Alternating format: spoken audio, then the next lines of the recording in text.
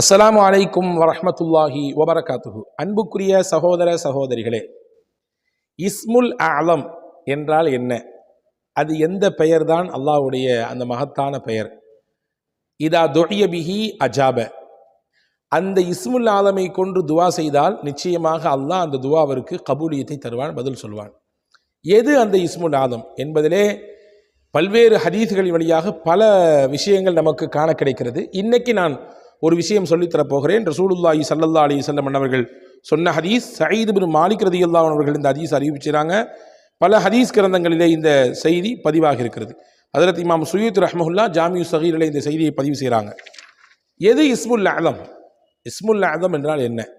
ரசூலுல்லாஹி ஸல்லல்லாஹு அலைஹி வஸல்லம் சொன்னார்கள், உங்களுக்கு அல்லாஹ்வுடைய இஸ்முல் அலமை, அதாவது மகத்துவமான பெயரை சொல்லித் தரட்டுமா? இதா துஇய பிஹி அஜாப வ இதா சுஇல பிஹி ஓதிய. அந்த பெயரை கொண்டு துவா செய்தால் உங்களுடைய துவா கபூலாகும். அந்த பெயரை முன் வச்சு அல்லாஹ்ட்ட கேட்டிங்கன்னா அல்லாஹ் கண்டிப்பாக கொடுப்பான். எது தெரியுமா அது என்று சொல்லிவிட்டு ரசூலுல்லாஹ் சொன்னாங்க, இருளிலே ஹஸரத் சையதுனா யூனுஸ் அலைஹிஸ்ஸலாம் எந்த கலிமாக்களை ஓதினார்களோ அதுதான் இஸ்முல் ஆதம். என்ன கலிமா அது? அதனுடைய பலன்களில் முக்கியமானது எது என்பதை இந்த காணொளி முழுக்க நான் உங்களுக்கு சொல்லித்தரப் போகிறேன். இறுதி வரை அவசியம் நீங்கள் பாருங்கள், சிறந்த பலன் உங்களுக்கு கிடைக்கும் என்று நான் நம்புகிறேன். ரசூலுல்லாஹ் சொன்னாங்க, ஹஸரத் யூனுஸ் அலைஹிஸ்ஸலாம் மீன் வயிற்றுக்குள்ளே இருந்து ஓதிய அந்த கலிமா இருக்கிறதே அதுதான் இஸ்முல் ஆதம். என்ன கலிமா ஓதுனாங்க? அது நம்ம எல்லாத்துக்கும் தெரியும். லா இலாஹா இல்லா அன்த சுப்ஹானக இன்னி குன்து மினல் ஸாலிமீன். அல்லாஹ் சொல்லுகிறானே, வதன்னூனி இத் ذهب مغاضبا فظن أن لن نقدر عليه فنادى في الظلمات أن لا إله إلا أنت سبحانك إني كنت من الظالمين. இதுதான் அது. அவர் இருளிலிருந்து அல்லாஹ்வை அழைத்தார். இருள், மீன் வயிற்றுக்குள்ளே ஒரு இருள், கடல் அது ஒரு இருட்டு, ஆழ்கடல் இன்னொரு இருட்டு, இப்படி பல இருள்களிலே சிக்கியிருந்த யூனுஸ் அலைஹிஸ்ஸலாம் அல்லாஹ்வை இந்த கலிமாக்களை சொல்லி அழைத்தார்.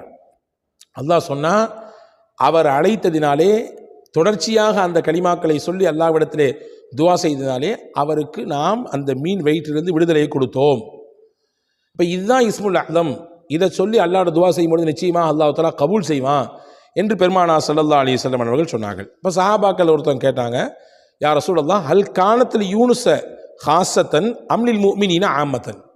யா ரசூலல்லாஹ், இது யூனுஸ் அலைஹிஸ்ஸலாமுக்கு மட்டும் குறிப்பிடப்பட்டதா அல்லது மூமின்கள் எல்லாத்துக்கும் பொதுவானதா? எல்லாருமே இந்த மாதிரியான கலிமா, இந்த கலிமாவை சொல்லி துவா செஞ்சா கபூல் ஆகுமா அல்லது யூனுஸ் அலைஹிஸ்ஸலாமுக்கு மட்டுமானதா அப்படின்னு கேட்டாங்க. அப்போ ரசூல் ஸல்லல்லாஹு அலைஹி வஸல்லம் சஹாபாக்களுக்கு பதில் சொன்னாங்க, அலா தஸ்மஉ கௌலல்லாஹி அஸ்ஸ வஜல் வனஜ்ஜைனாஹு மினல் கம்மி வகதாலிக நுன்ஜில் முஃமினீன். அல்லாஹ்வுடைய வார்த்தையை நீங்கள் கேட்கலையா? அல்லாஹ் சொல்றானே, வனஜ்ஜைனாஹு மினல் கம், அவருக்கு ஏற்பட்டிருந்த கவலை, சோகம், அயர்ச்சி, அதிலிருந்தெல்லாம் அந்த கலிமா சொன்னதினாலே அவரை நாம் பாதுகாத்தோம், காப்பாற்றினோம், விடுதலை செய்தோம்.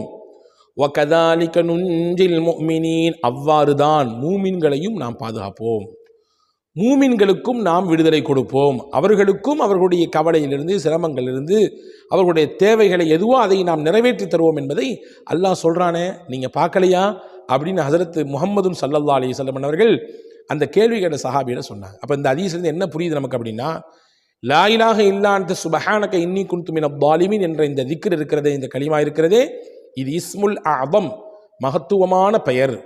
இந்த திக்ரை ஓதி நாம் அல்லாஹ்விடத்திலே துவா செய்யும் பொழுது நிச்சயமாக நம்முடைய துவாக்கள் கபூலாகும். மட்டுமல்ல, நம் தேவைகள் நிறைவேறும்.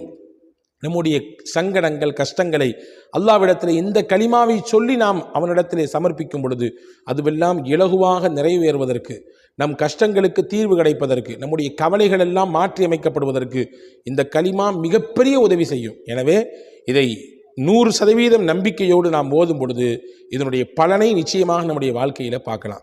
ஹதீஸினுடைய தொடரில் இன்னும் சில அறிவிப்புகள் வந்திருக்குது.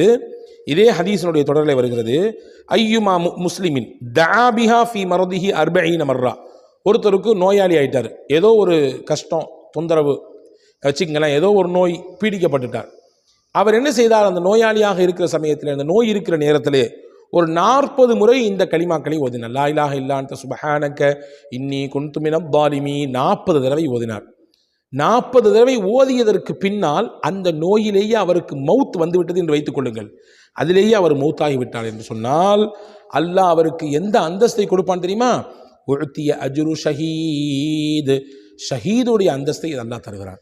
ஷஹீதுக்குரிய நன்மை என்னவோ, அல்லாவின் பாதையிலே ஒருவர் போரிட்டு வீர மரணம் அடைந்தால் அவருக்கு எவ்வளோ பெரிய கூலியை, எவ்வளோ பெரிய சவாபை அல்லாஹ் தருவானோ, அதை இந்த லா இலாஹ இல்லா அன்த சுப்ஹானக இன்னி குன்து மினல் ஸாலிமீன் என்ற திக்ரை ஓதி அதற்கு பின்னால் மரணித்தவருக்கு அந்த பாக்கியத்தை தருகிறான் என்று பெருமானார் ஸல்லல்லாஹு அலைஹி வஸல்லம் அவர்கள் சொன்னார்கள். அப்போ கவனமாக இருக்க வேண்டும்.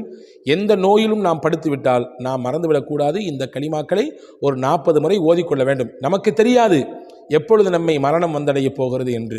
இந்த நோய் தான் நமக்கான மௌத்தினுடைய வாசலாக இருக்கும் பட்சத்திலே நாம் இந்த கலிமாவை ஓதிவிட்டால் அதன் மூலமாக சிறந்த மரணத்தை, அதில் அந்த மரணத்தில் கிடைக்கக்கூடிய நன்மை, ஷஹீதுடைய நன்மையை பெற்றுக்கொள்ளலாம் என்பதை இந்த ஹதீஸ் நமக்கு வலியுறுத்துகிறது. அதே மாதிரி ரசூலுல்லாஹ் சொன்னாங்க, அந்த நோயில் அவருக்கு மரணம் இல்லை வச்சுக்குங்க, அவர் வெறுமனே நோய் வந்திருக்கு, அந்த நோயில் மரணப்படுற அளவுக்குலாம் அவருக்கு அஜல் முடிஞ்சு போகலை. அப்போ அல்லாஹ் அவருக்கு அப்பவும் அவர் ஓதியிருந்தார், 40 தடவை ஓதியிருந்தாருன்னு சொன்னால் அதிலிருந்து அவர் விடை பெற்று அந்த நோயிலிருந்து தெளிவாகி வெளியே வந்துவிட்டார். அல்லாஹ் அவருடைய பாவத்தை எல்லாம் அழிச்சிட்றான். அல்லாஹு அக்பர். அப்போ 2 பக்கம் போனால் நன்மை.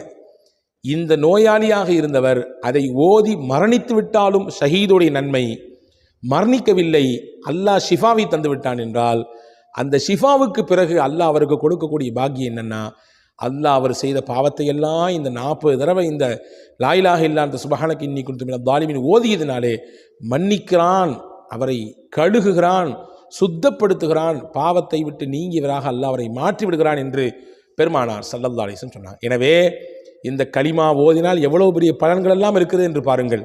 இந்த கலிமாவை ஓதி துவா செய்து அல்லாஹ் கபூல் செய்வான். இதுதான் இஸ்முல் ஆதம். இதை ஓதி நம்முடைய கவலையை சொன்னால் அல்லாஹ் அந்த கவலைக்கு தீர்வு தருவான். இதை ஓடி நம்முடைய சங்கடத்தை, பிரச்சனையை, நம்முடைய சிக்கலை சொன்னால் அல்லாஹ் அந்த சிக்கலை தீர்த்து கொடுப்பான். அதோடு மட்டுமல்ல, நாம் ஏதாவது நோய்வாய்ப்பட்டு விட்டால் இதை அந்த நோய் படுக்கையிலே இருந்து 40 முறை ஓடிவிட்டால் போதுமானது. அந்த நோயின் முடிவே நம்முடைய மரணத்தின் வாசலாக இருந்தால் அந்த மரணத்திற்கு ஷஹீதுடைய நன்மையை அல்லாஹ் தந்து விடுகிறான். இல்லை, மரணமெல்லாம் இல்லை, நிவாரணத்தை அல்லாஹ் தந்து விடுகிறான் என்று வைத்துக் கொள்வோம். அந்த நிவாரணத்திற்கு பிறகு அவருடைய வாழ்க்கையிலே அவர் புது மனிதராக நுழைகிறார், பாவமில்லாத மனிதராக நுழைகிறார். எல்லா பாவத்தையும் அல்லாஹ் அந்த 40 தடவை இந்த கலிமா யூனுஸை ஓதியதினாலே மன்னித்து அவரை தூய்மைப்படுத்துகிறான் என்று பெருமானா ஸல்லல்லாஹு அலைஹி வஸல்லம். எவ்வளவு பாக்கியமான ஒரு கலிமா இது. இதை அவசியம் மனனமிட்டு நம்முடைய வாழ்க்கையிலே ஓதி வருவோம். அல்லாஹ் தௌஃபீக் செய்வானாக. நான் டிஸ்கிரிப்ஷனில் தருகிறேன், பார்த்து ஓதி வாருங்கள். வல்ல அல்லாஹ் உங்களுக்கும் எனக்கும் எல்லா மக்களுக்கும் நிறைவான ஆரோக்கியத்தை, நீண்ட வாழ்வை, அமல் செய்து வாழக்கூடிய தௌஃபீக்கை நம் எல்லோருக்கும் நசீபாக்குவானாக. வஸ்ஸலாம். அஸ்ஸலாமு அலைக்கும்.